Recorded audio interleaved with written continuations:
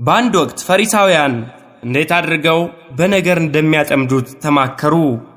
ራሳቸው ቢሄዱ እንዳይጠራጠር በማለት የእነርሱ ደቀ መዛሙርት የሆኑ የሄሮድስ ወገኖችን መልእክተኛ አድርገው ላኩበት። መልእክተኞቹ የሐሰት ትሕትና ተላብሰው ከንቱ ውዳሴን በማስቀደም ጌታችንን ለማጥመድ ቀረቡ። መምህር ሆይ እውነተኛ እንደሆን በእውነትም የእግዚአብሔርን መንገድ እንደምታስተምር እናውቃለን። ለማንም አታዳላም፣ የሰውንም ፊት አትመለከትምና ብለው ጀመሩ። ምክንያት አልባ የሆነ ድንገት የሚዘንም የውዳሴ ዝናም ለተንኮል የሚቀርብ መሆኑን እንኳን ልብን የሚያውቀው ጌታችን ቀርቶ ማንኛውም ሰው የሚረዳው ነው። ከምስጋናቸው በኋላ እንግዲህ ምን ይመስልሃል? ለቄሳር ግብር መስጠት ተፈቅዷልን ወይስ አልተፈቀደም አሉት። ሕማማት ስብሐት ለከ አምላኪ አምላኪየ ትድገኒ ዘልፈ እስመ አንተ ትቤ ዘመጋዛ ተጽፈ ስብሐት ለከ። ምዕራፍ 3 የዓለማት ገዢ በይሁዳ ገዢ ፊት። ክፍል 1 የዓመፅ ሳምንት።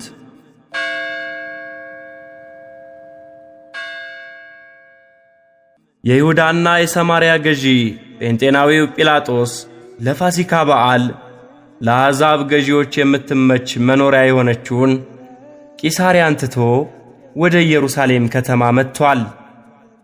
የአሕዛባዊ ገዢ ወደ ኢየሩሳሌም የመጣው እንደ እስራኤላውያን የፋሲካን በዓል ሊያከብር አይደለም። በፋሲካ በዓል ሰሞን ከመላው ዓለም የመጡ ዲዮስጶራ ወይም የተበተኑ አይሁድ ወደ ኢየሩሳሌም ስለሚመጡ የሕዝቡ ቁጥር እጅግ እጥፍ ሆኖ ይጨምራል። እስራኤል ከግብፅ ባርነት ነፃ የወጡበትን በዓል በሚያከብሩበት በዚህ ሳምንት የሕዝቡ ብዛት ተጨምሮ ብሔራዊ ስሜታቸውን ስለሚያነቃቃው ሳምንቱን ከመቼውም ጊዜ በላይ በገዢዎቻቸው ሮማውያን ላይ ለማመፅ ሰበብ የሚፈልጉበት ሳምንት ያደርገዋል። ይህች አስጨናቂ ሳምንት እስከምታልፍ ድረስ ጲላጦስም ምቹ መኖሪያውን ትቶ ከነ ወታደሮቹ በኢየሩሳሌም ይሰፍራል። እያንዳንዷን እንቅስቃሴ በንቃት ይከታተላል። ማንኛውንም የሕዝቡን ቁጣ ሊቀሰቅስ የሚችል ነገር ላለማድረግ ይጠነቀቃል። የወደዱትን እስረኛ እስከ መፍታት ድረስ ደርሶ የሕዝቡን ፍላጎት ይጠብቃል።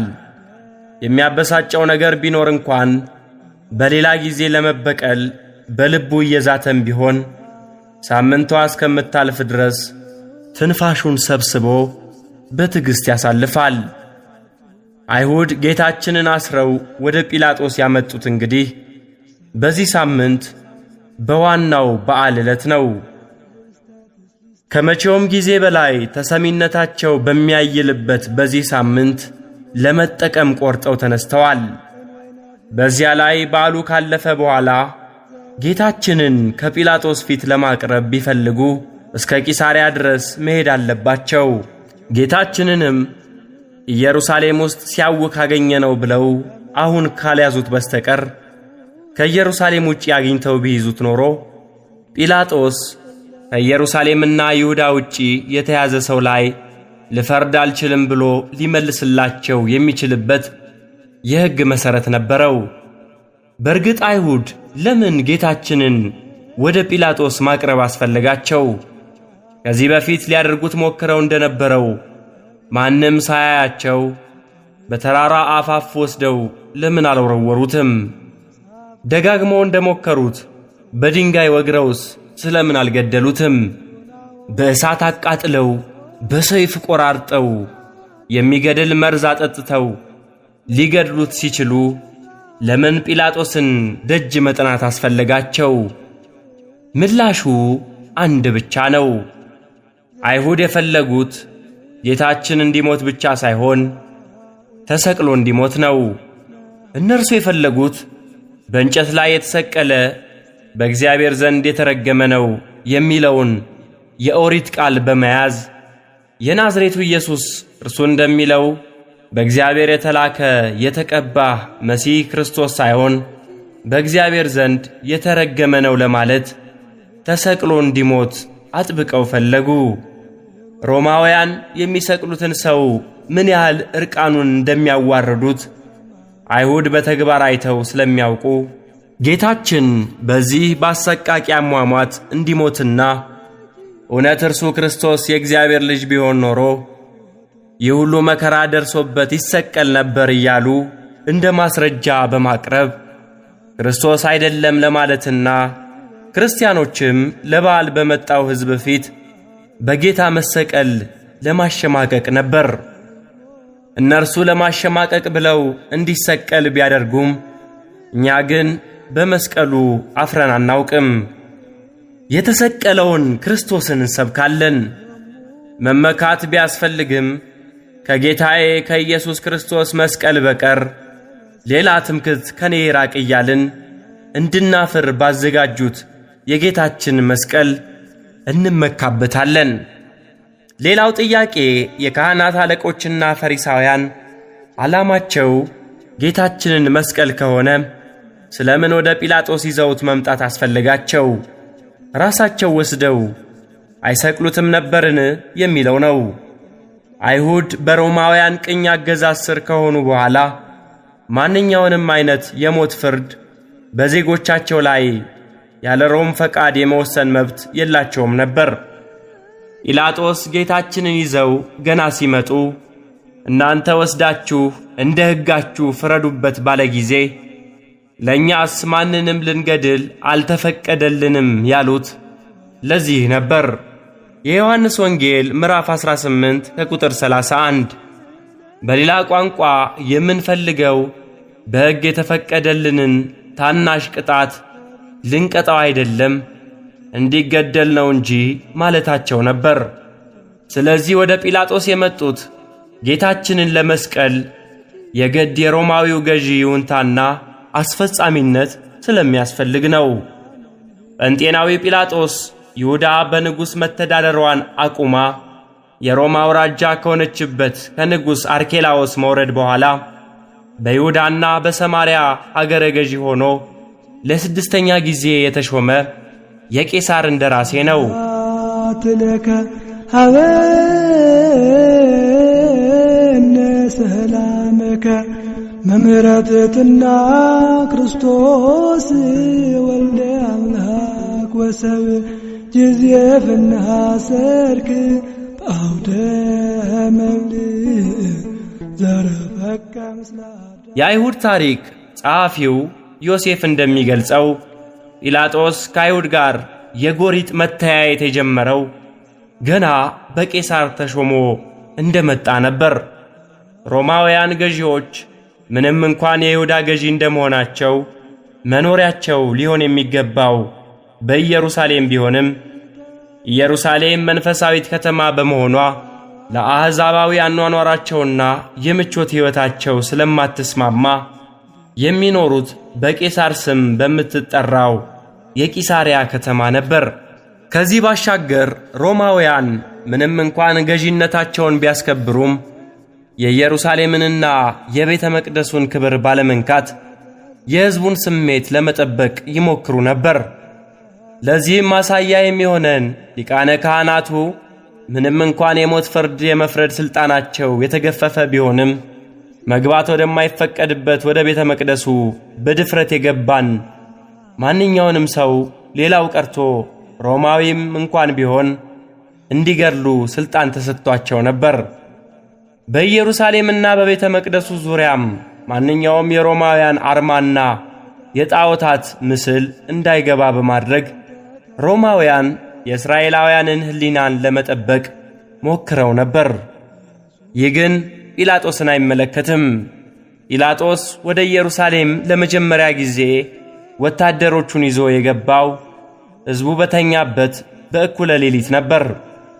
ወታደሮቹን የጢባሪዎስ ቄሳርን ምስል የያዘ ጋሻና አርማስ ይዞ ወደ ቅድስቲቱ ከተማ በመግባት በዋና ዋና አደባባዮች ላይና በቤተ መቅደሱ መግቢያም ጭምር እንዲሰቀል አደረገ። ይህ ሁሉ ሲከናወን አገር ሰላም ብለው የተኙት አይሁድ ከእንቅልፋቸው ነቅተው ኢየሩሳሌም በአሕዛብ ምስሎች ተሞልታ ሲያዩ በታላቅ ቁጣ ነደዱ። የልቡን አድርሶ ወደ መኖሪያው የተመለሰውን ጲላጦስን ለመቃወም እጅግ ብዙ ሕዝብ ወደ ቂሳርያ ጎረፈ።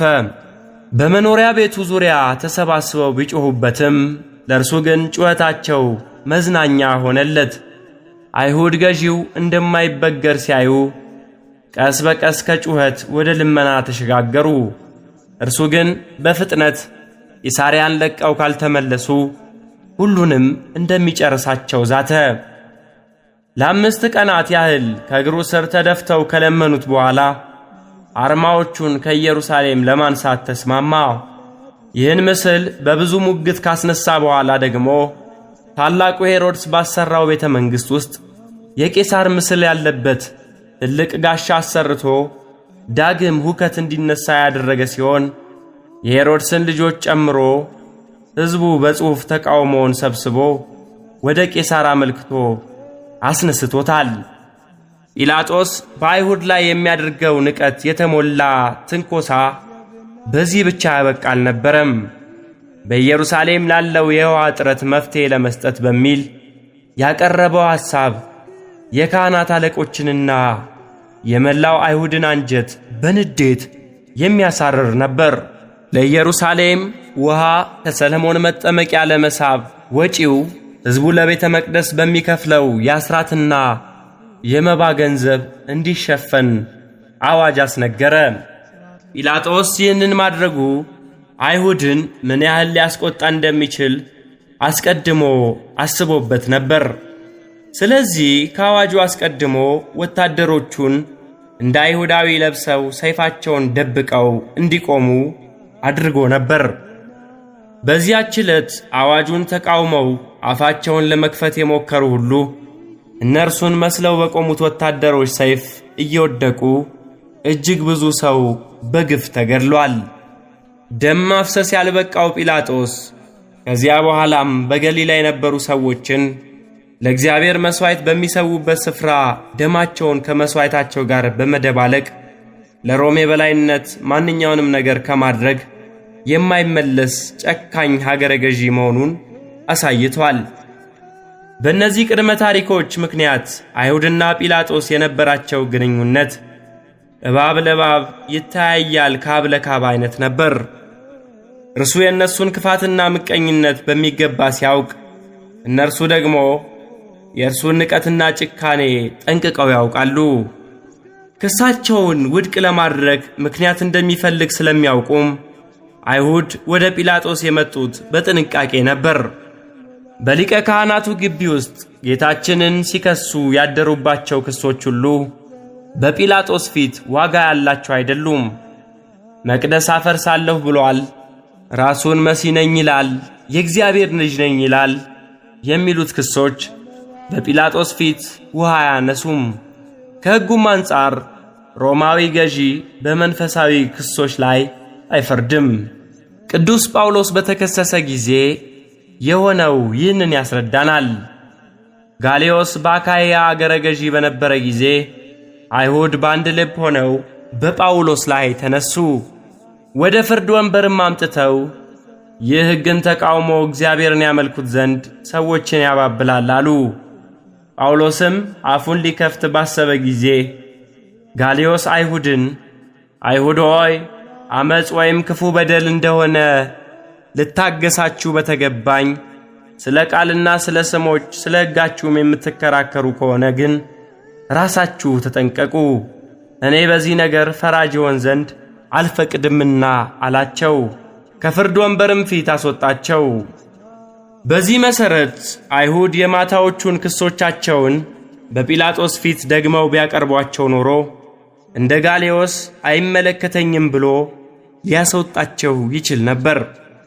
በዚህ የተነሳ አይሁድ ጌታችን ላይ አዳዲስ ፖለቲካዊ ክሶችን አዘጋጅተው ወደ ጲላጦስ ቀረቡ።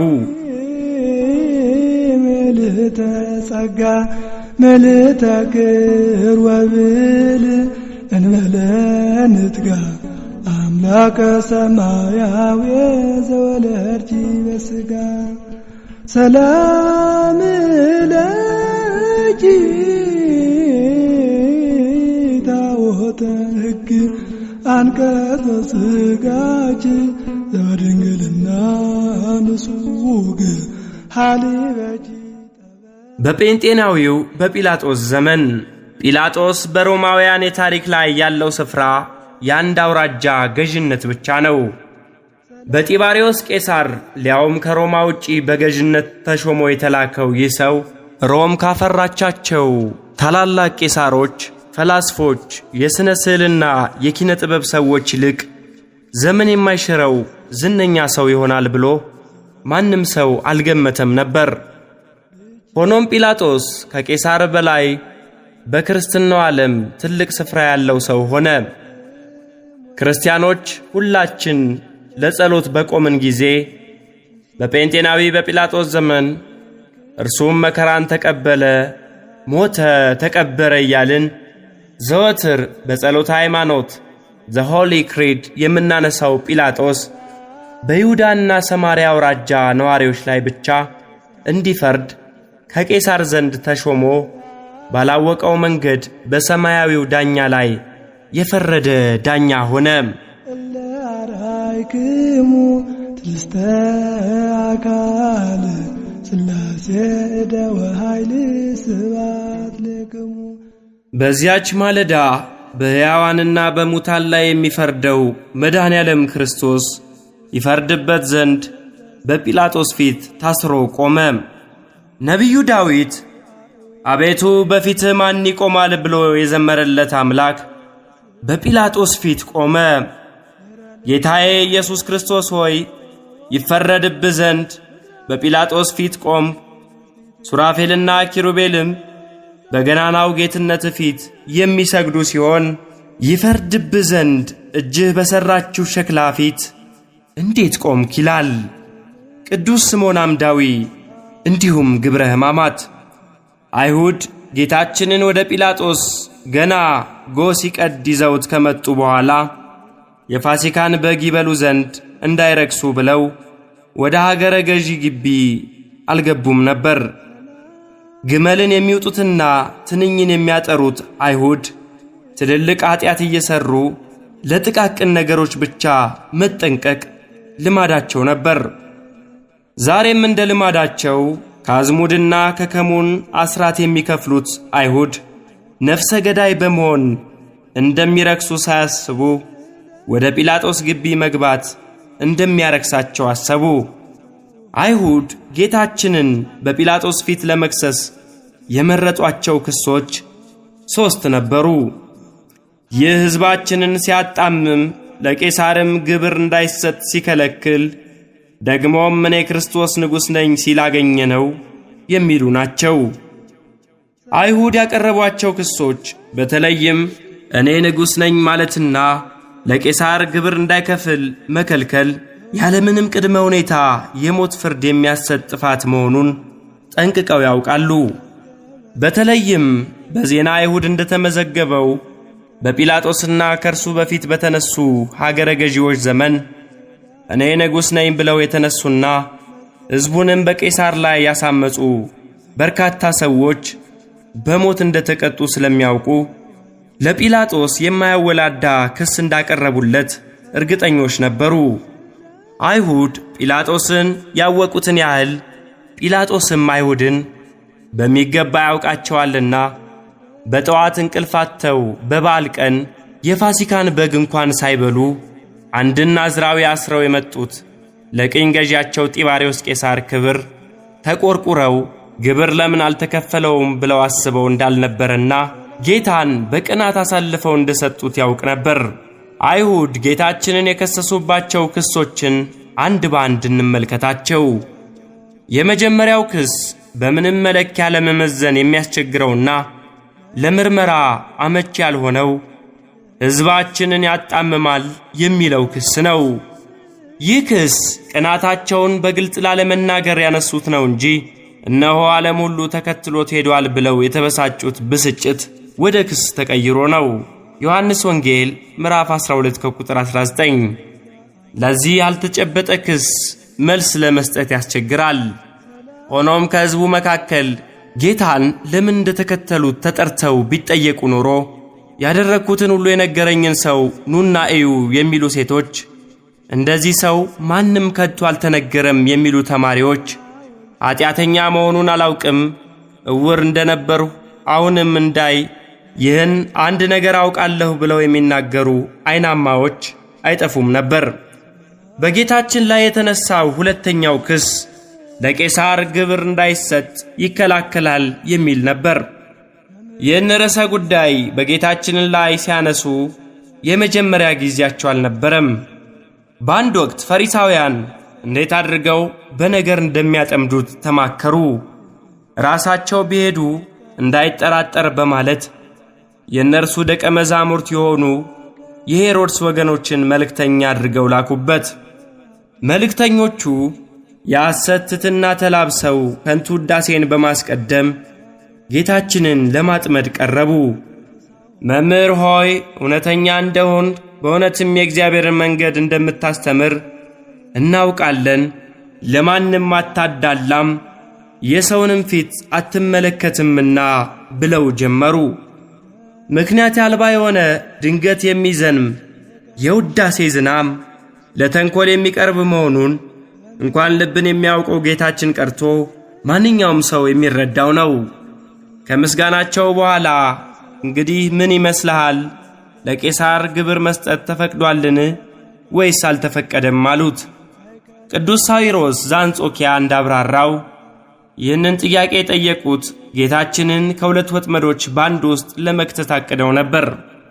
አዎን ለቄሳር ግብር መክፈል ይገባል ብሎ ከመለሰ ከሙሴ ሕግና ለእግዚአብሔር ከመገዛት ወጥተን ለአሕዛብ ሕግ እንድንገዛ ያስተምራል፣ ወደ ባዕድ ኃይልና ወደ ባዕዳን ዘር እያስኮበለለን ነው ብለው ለሙሴ ሕግ በሚቆረቆሩትና ጥያቄውን ሲጠየቅ ቆመው በሚሰሙት በሕዝቡ ዘንድ ሊያስጠሉት ይችላሉ። ለቄሳር ግብር አትክፈሉ ካለ ደግሞ ለሮም ባለሥልጣናት አይገዛም ብለው ራሳቸው የሄሮድስ ወገኖች አስረው ወስደው ለሮማውያን ሊሰጡት ይችላሉ።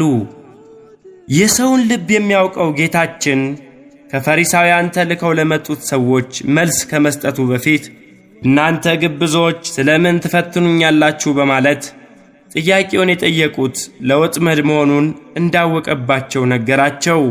ከዚያም የግብሩን ብር አሳዩኝ አለም። እነርሱም ዲናር አመጡለት። እርሱም ይህች ጽሕፈቲቱስ የማን ናት አላቸው። የቄሳር ነው አሉት። በዚያን ጊዜም እንኪያስ የቄሳርን ለቄሳር የእግዚአብሔርንም ለእግዚአብሔር አስረክቡ አላቸው። ይህንንም ሰምተው ተደነቁ፣ ትተውትም ሄዱ።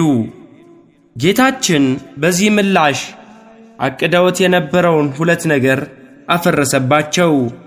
ለቄሳር ተገዙ በማለት የሙሴን ሕግ ይቃወማል፣ እግዚአብሔርን ትታችሁ ለአሕዛብ ተገዙ ይላል ለማለት አሰፍስፈው ቢጠብቁም ጽሕፈቲቱ የማናት ብሎ በመጠየቁ ራሳቸው በሚሰጠው መልስ ላይ ተሳታፊ እንዲሆኑና ለእርሱ ድምዳሜ መነሻውን ወይም ፕሪሚስስ እንዲናገሩ አደረጋቸው። በዚህም ምክንያት ለቄሳር ግብር ክፈሉ አለ ብለው ቢናገሩ እናንተስ ቀድማችሁ ዲናሩ የቄሳር ነው ስትሉ አልነበረምን ያሰኝባቸዋል። ከእግዚአብሔር ጋር አጣላ እንዳይሉ ደግሞ የቄሳርን ለቄሳር ስትሰጡ የእግዚአብሔርን ለእግዚአብሔር ስጡ በማለት የእግዚአብሔር ገንዘብ የሆነውና እግዚአብሔር ባሪያው ፈጥሮ እንደ ሳንቲሙ አምላካዊ መልኩን የቀረጸበትን ሰውነታቸውን ለእግዚአብሔር እንዲያስረክቡ ጨምሮ ነገራቸው። ደረበሉ ፍሳኦሪት ስባት ለከ ምስጢርከ ይንስኡ ሐዋርያት አብሮ እንተ ወሃብኮሙ ድረ ተደሩ ተስካረከ ከመ ይግበሩ ስባት ለከ። በእርግጥም እኛ የሰው ልጆች ሁላችንም እግዚአብሔር መልኩን የሳለብን ገንዘቦቹ ነን። እንደሚታወቀው የንጉሥ የቄሳር መልኩ የታተመው በሳንቲሙ ላይና ከአብራኩ በሚከፈለው ልጁ ላይ ነው። ሆኖም ሳንቲሙ በላዩ ላይ ያለውን የንጉሥ መልክ ምንነት አያውቅም። ልጁ ግን አባቱን እንደሚመስል ያውቃል። እኛም በላያችን ላይ ያለውን የእግዚአብሔርን መልክ ካላወቅን ሳንቲም ብቻ ሆነን እንቀራለን።